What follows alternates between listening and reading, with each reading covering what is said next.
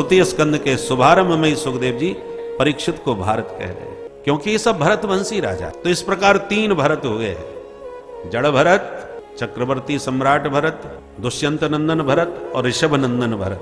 3 भरत, 3 भरत से यह भारत भूमि विभूषित और सुशोभित है।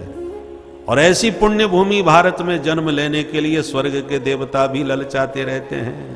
अहो अमीसाम किमकारी शोभनम प्रसन्नयेषां स्वदित स्वयं हरि यैर्जन्म लब्धं न सुभारताजिरे मुकुंद सैवोपयतं स्पृहाहिनः। देवता कहते हैं, हे विधाता, वो दिन कब आएगा जब हमें भी भारत भूमि में जन्म लेने का सौभाग्य प्राप्त होगा, हम भी भारत के आंगन में विचरण करेंगे। ये पुण्यात्मा, इन्होंने क्या पुण्य किया होगा जो ये भारत में भ्रमण कर रहे हैं। किम कारी शोभनम, भारत के मानवों से देवताओं को भी स्पृहा होती है। कह रहे अहो अमीसाम किम कारी शोभनम, स्पृहा ही न, हमको इनसे स्पृहा हो रही है। अब एक प्रश्न उठता है, क्यों जी, देवता बड़े के मनुष्य? तो सब कहेंगे देवता बड़े होते हैं भाई। तो देवता जब हमसे हर मामले में बड़े हैं तो वो मनुष्य बनना क्यों चाह रहे हैं? हम स्वर्ग जाना चाहें, देवता बनना चाहें, ये बात तो समझ में आती है।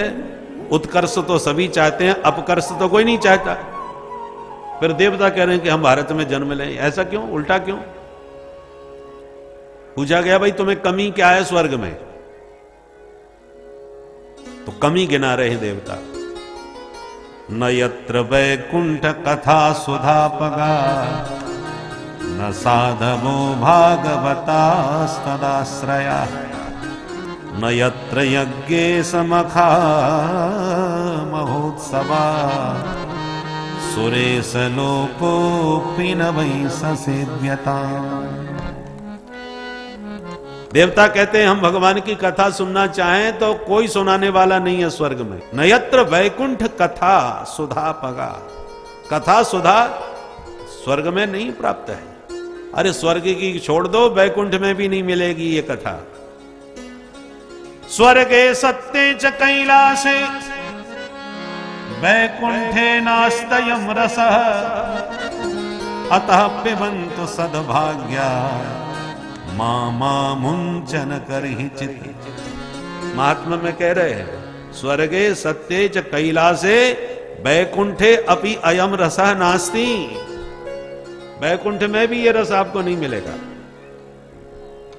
साकेत गोलोक धाम कहीं भी चले जाओ, भगवान मिल जाएंगे, वैकुंठ बिहारी मिल जाएंगे, साकेत बिहारी मिल जाएंगे, गोलोक बिहारी मिल जाएंगे, परंतु भगवान की कथा नहीं मिलेगी।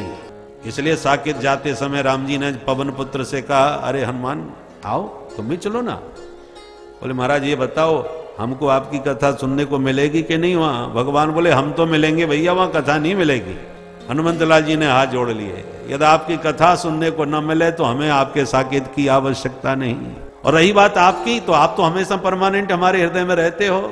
जासु हृदय आगार बसहि राम, तो आपको तो हम कभी भी दर्शन कर लेंगे हृदय में, पर आपकी कथा यदि नहीं मिलेगी तो हमें साकेत की आवश्यकता नहीं। क्योंकि प्रभु चरित्र सुनबे को रसिया राम लखन सीता मन बसिया। प्रभु चरित्र सुनबे को रसिया हो राम लखन सीता मन बसिया। राम लखन सीता मन बसिया।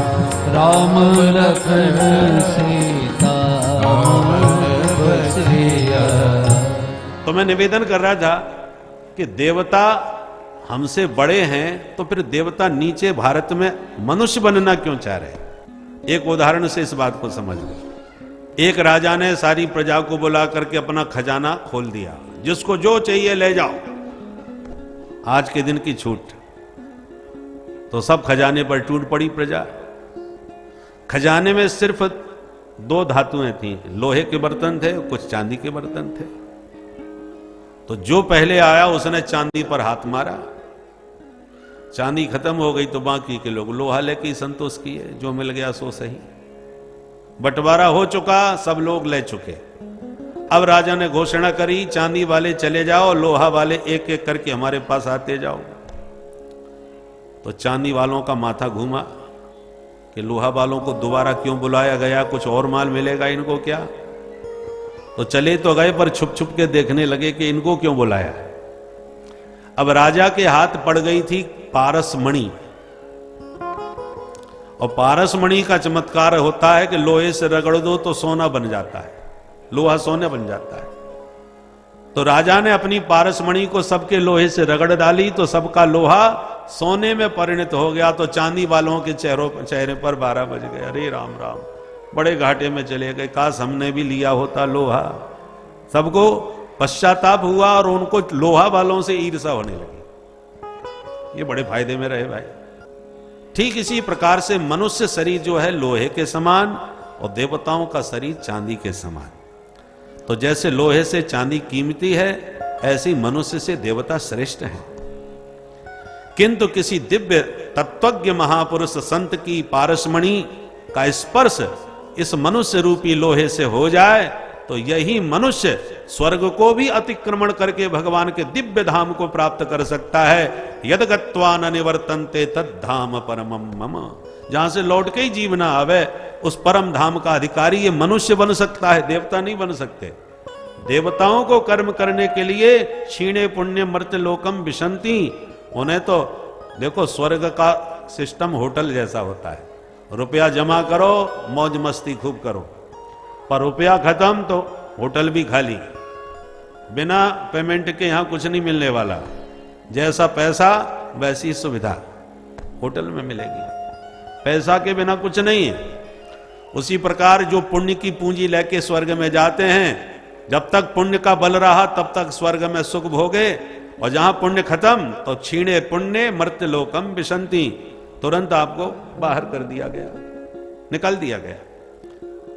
इसलिए देवता जब देखते हैं कि हम लोग कथा सुन रहे हैं तो हमसे ईर्ष्या होने लगती है। देखो, हम कथा सुनने के लिए एक बार सुखदेव जी के सामने अमृत का कलश लेके गए कि हमें सुना दो और अमृत परीक्षित को पिला दो, तो हमें फटकार के बाबा ने भगा दिया कि चलो हटो यहां से, हमको कथा सुनने को नहीं मिल रही। और ये लोग देखो कितना कथा अमृत पान कर रहे हैं। न यत्र वैकुंठ कथा सुधापगा, न साधवो भागवतास्तदाश्रया। बड़े बड़े तपस्वी सिद्ध संतों का दर्शन भारत भूमि में ही संभव है, स्वर्ग में सिद्ध संत नहीं मिलेंगे आपको। परम साधु महापुरुष स्वर्ग में संभव नहीं है, भारत भूमि में ही संभव है।